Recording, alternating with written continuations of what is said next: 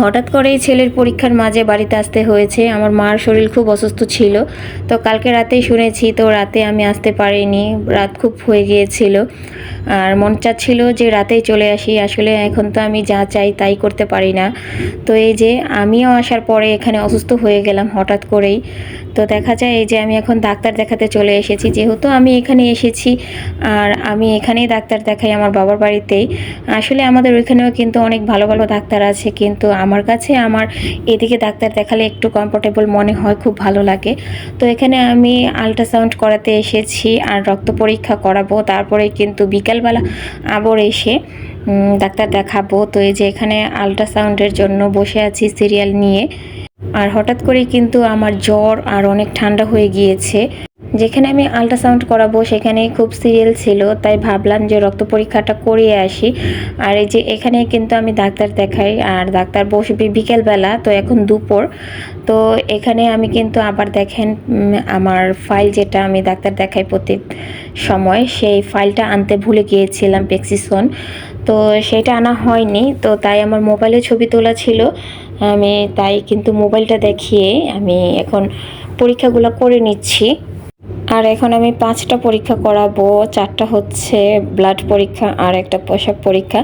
তো আমি আগে ব্লাড পরীক্ষাটাই করে নিচ্ছি, কারণ আমি আল্ট্রাসাউন্ড করব। তো এখন সেই বাকি যে একটা থাকবে সেটা এখন করাবো না, আবার আল্ট্রাসাউন্ড করে আবার এখানে আসতে হবে।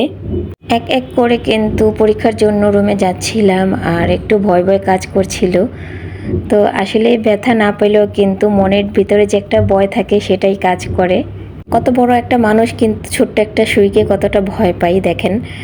আর এখন কিন্তু আমার 4টা পরীক্ষার জন্য 4টা সিরিজ নিয়েছে, 4টা বোতলে আমার জন্য রক্ত নেবে, তো খুব ভয় লাগছিল।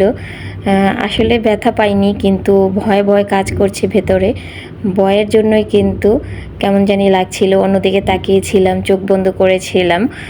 আর আমার ছেলেটা আমার সাথে কথা বলছিল মামুনি তুমি কি ভয় পাও?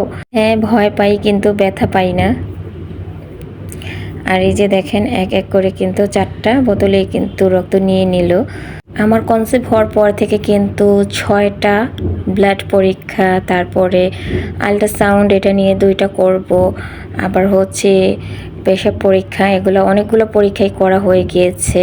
আর এখনও পরীক্ষা হয়তো নেওয়া শেষই হচ্ছে না, বুঝতে পারছি না যে এত কিসের পরীক্ষা।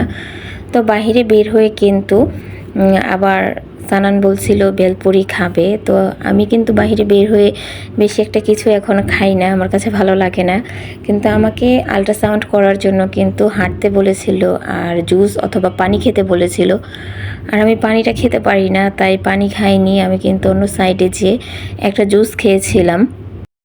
তো এই যে অপেক্ষার প্রহর কিন্তু শেষ, আর এখানে আসার পরও কিন্তু আমি এদিক থেকে সেই দিক অনেক হাঁটাহাঁটি করেছিলাম। তো আমার বোন কিন্তু এখন ওয়াশরুমে গিয়েছে আর আমাকে কিন্তু ভিতরে ডাক দিয়েছিল।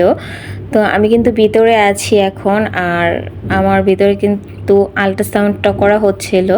তো আমি ডাক্তারকে জিজ্ঞেস করেছিলাম যে আমার কি বেবি হবে, একটু জানার খুব ইচ্ছে ছিল। তো ডাক্তার আমাকে কিন্তু বলেনি, কারণ এখন মাত্র আমার 5 মাস রানিং চলছে, তো খুবই ছোট ছিল বাবুটা আর ওজনেও অনেক কম ছিল, তাই কিন্তু বলতে পারেনি। আর বলছিল যে এখন বলবো না, আবার যখন পরবর্তী মাসে আসবেন আল্ট্রাসাউন্ড করতে তখন বলবো। তো এই যে দেখেন এখন কিন্তু আবার রাতের 9টা বাজে, আমি আবারও ডাক্তার দেখাতে চলে এসেছি।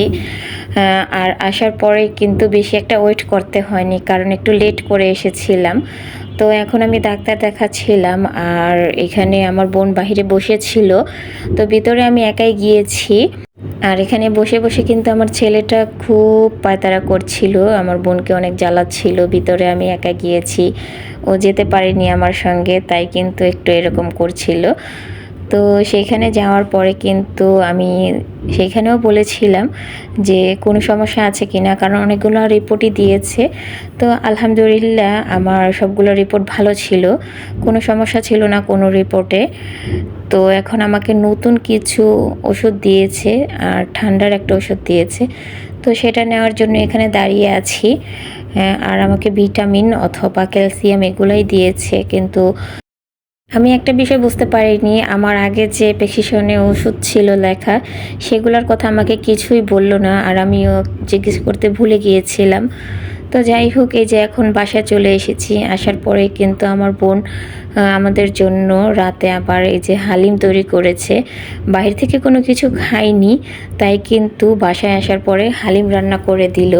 বাবার বাড়িতে আসলে তো কোনো কিছু কাজ করি না, আর মুখ দিয়ে শুধু বের করি যে এটা খেতে ইচ্ছে করছে, শুধু বের করা দেরি আর রেডি করে কিন্তু সামনে আনা দেরি হয় না। তো এই যে আমার ছেলেটা কিন্তু হালিম খাবে সেটা বলে বলে ঘুমিয়ে গিয়েছিল আর বলেছিল আমাকে ডাক দিও।